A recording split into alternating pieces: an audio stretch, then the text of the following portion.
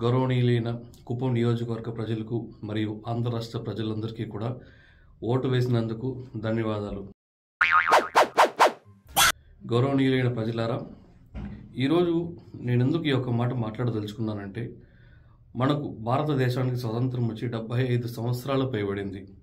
అందులోనూ ఆంధ్రప్రదేశ్ రాష్ట్రం రెండుగా విభజించి 10 సంవత్సరాలు గడిచింది.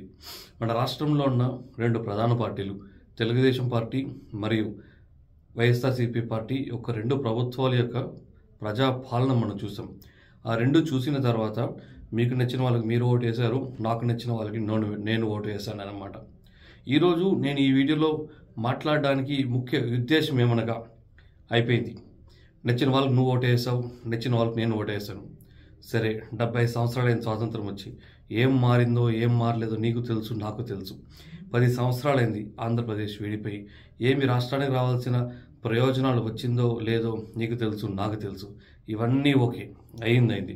మొదటగా దేశం బాగుపడాలన్నా, రాష్ట్రం బాగుపడాలన్నా నువ్వు నేను నివసిస్తున్న వీధి ఊరు ఫస్ట్ బాగుపడితేనే తర్వాత రాష్ట్రం కానీ దేశం కానీ చాలా బాగుపడడానికి అవకాశాలు ఉంది.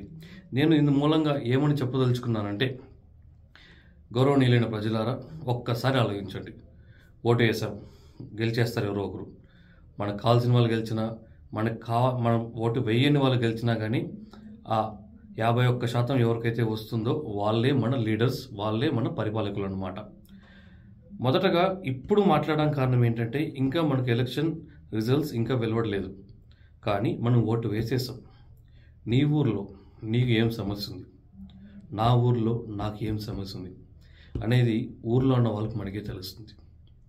75 సంవత్సరాల స్వాతంత్రం వచ్చిన దేశానికి ఇంకా చాలా ఊర్లలో చాలా బేసిక్ ఫెసిలిటీస్, అంటే నిత్యావసరాలకు ఉపయోగపడేటువంటి చాలా వసతులు మనం లోపించబడ్డాయన్నమాట.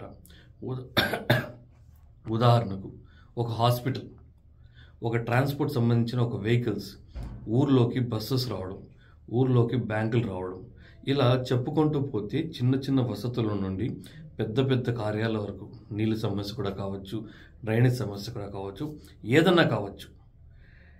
ఇంకా మీదట ఎవరైతే గెలుస్తారో, మీరు ఓట్లు వేసిన వాళ్ళు గెలిచినా కానీ, మీరు ఓట్లు వేయని వాళ్ళు గెలిచినా కానీ, ఆ గెలిచిన వ్యక్తి మన లీడర్, మీ లీడర్. గుర్తుపెట్టుకొని మనమందరము అడగాల్సిన బాధ్యత ఉంది. ఎందుకు ఉంది అంటే, ఉదాహరణకు ఒక అందాజుగా ఒక్కొక్క నియోజకవర్గంలో, అంటే అసెంబ్లీ నియోజకవర్గాల వారీగా 1 నుండి 2 లక్షల మంది, తక్కువ అంటే 1 లక్ష నుండి ఎక్కువ అంటే 2 అంతకు పైబడిన జనాభా ఉన్నారన్నమాట. మనకు కావాల్సిన పనులు మనం ఒక రాష్ట్ర స్థాయిలో సీఎం కార్యాలయంలో కానీ, ఒక మినిస్టర్ కార్యాలయంలో కానీ, అందుకు సంబంధిత శాఖలు అంటే డిపార్ట్మెంట్లో కానీ మనం వెళ్ళి మన పనులు చేసుకోలేము. ఉదాహరణకు మన ఊరిలో గుడి ఉంటుంది, ఆ గుడికి చాలా రకాలైనటువంటి ప్రాపర్టీస్ కానీ, ఆ గుడికి సంబంధించిన చాలా ఆస్తులు ఉంటాయి, కానీ ఊర్లో ఉన్న గుడి ఇంకా డెవలప్మెంట్ అయ్యిందే లేదు. ఎందుకు అభివృద్ధి చెందలేదంటే, కారణాలు ఏమన్నా కావచ్చు, గడిచిపోయిన కాలం గడిచిపోయింది. కానీ ఇంకా మీదట మనం వెళ్ళి ఊర్లో ఉన్న 10 మంది లేదా ఊర్లో ఉన్న 100 మంది, 1000 మంది, 10,000 మంది అడగడానికి వీలు కాదు. కాబట్టి మన అందరి తరపున రాష్ట్రంలో ముఖ్యమంత్రి కార్యాలయంలో కానీ, లేదా రాష్ట్రంలో ఉన్నటువంటి ప్రయోజనాలకు సంబంధిత కార్యాలయాల్లో ఏం పని జరగాలన్నా అందుకోసమే ప్రజాప్రతినిధిని మనం ఎంచుకుంటున్నామన్నమాట. అంటే 1 నుండి 2 లక్షల మంది వెళ్ళి వాళ్ళకి ఏమేమి కావాలో అడగడానికి, ఒక చోట తిరగడానికి ఒక హుందాతనమైన వ్యక్తి కావాలి. కాబట్టి వీళ్ళందరి తరపున, అంటే మనందరి తరపున ఎన్నుకోబడిన వ్యక్తే ఎమ్మెల్యే గారు.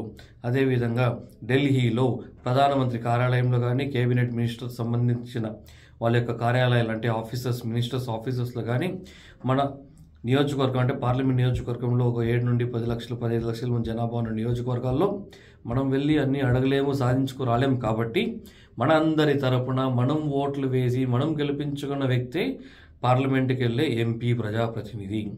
ఈ యొక్క ఎమ్మెల్యే కానీ ఎంపీ కానీ ఎవరైతే గెలిచినారో మన సమస్యలని రాబోయే 5 ఏళ్ళ సంవత్సరాల్లో మనం తీర్చుకోవాల్సి ఉంటుంది.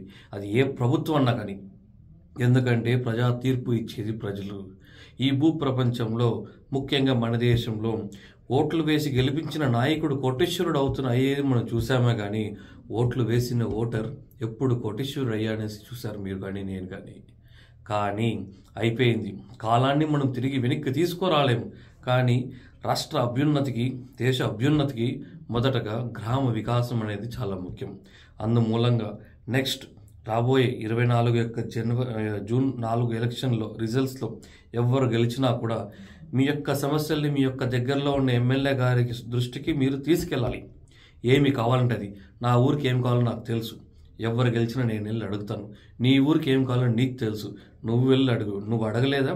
మీ ఊర్లో సంబంధిత sarpanch, ward member, MPP, ZPTC, municipal chairman, municipal counsellors, ఇలా ఎవరన్నా కావచ్చు, వాళ్ళ ద్వారా వెళ్ళి పనులు చేసుకోండి. 75 సంవత్సరాలైన స్వాతంత్రం వచ్చిన దేశంలో ఇంకా బేసిక్ అంటే నిత్యావసర వసతుల కోసం మనం పోరాట పడుతున్నామంటే ఆ లోపం ఓట్లు వేసిన మన దగ్గర ఉందా, ఓట్లు వేయించుకున్న నాయకుల దగ్గర ఉందా? ఇక్కడ మనం ఎవరిని ఏమీ అనలేమండి. ఎందుకంటే మన వ్యవస్థ చాలా పెద్దది. అన్నీ చేయాలనుకున్న ప్రజల తోడ్పాటు కూడా చాలా ముఖ్యం. అందులోనూ ఎమ్మెల్యే గారు మన ఊరికి వచ్చినప్పుడు ఆయన వచ్చిన రోడ్డు చాలా శుభ్రంగా, చాలా నీట్గా ఉంటుంది. ఆయనకేం తెలిసిన సమస్యలు ఉన్నాయా లేదా అన్న విషయం నువ్వు నేను చెప్తేనే కదా తెలిసేది. మనం చెప్పకపోతే ఇంకెవరు చెప్తారు అనుకోవచ్చు. ఎమ్మెల్యే గారిని మీట్ అవ్వచ్చా? ఖచ్చితంగా మీట్ అవ్వచ్చండి, మీట్ అవ్వచ్చు. ఎందుకు అవ్వలేం? ఎంపీ గారిని మీట్ అవ్వచ్చా? మన రైట్. మనం 1.5 లక్ష 10-15 లక్షల మంది వెళ్ళి పార్లమెంట్లోని, అసెంబ్లీలో వెళ్ళి మాట్లాడలేం మన సమస్యల్ని. అందుకోసం మనం ఒక ప్రజాప్రతినిధిని ఎంచుకుంటున్నాం. ఆలోచించుకోండి. గౌరవనీయులైన ఆంధ్రప్రదేశ్ ప్రజలరా, మనకు, మీకు, మీ ఊరికి, మీ వీధికి మొదట ఏదైతే ముఖ్యమో నిత్యావసర వ్యవస్థకి రోడ్డు కానీ, బస్సు కానీ, బ్యాంకు కానీ, డ్రైనేజ్ కానీ, నీళ్ళు కానీ, ఇలా రకరకాలు ఏదైనా కానీ ఉంటే రాసి పెట్టుకోండి, అడగండి. నువ్వు ఓటు వేసిన వ్యక్తి గెలిచినా, నువ్వు ఓటు వేసిన వ్యక్తి ఓడిపోయినా, నీ యొక్క నియోజకవర్గంలో ఎవరైతే గెలిచినారో వాళ్ళని మీరు అడగండి.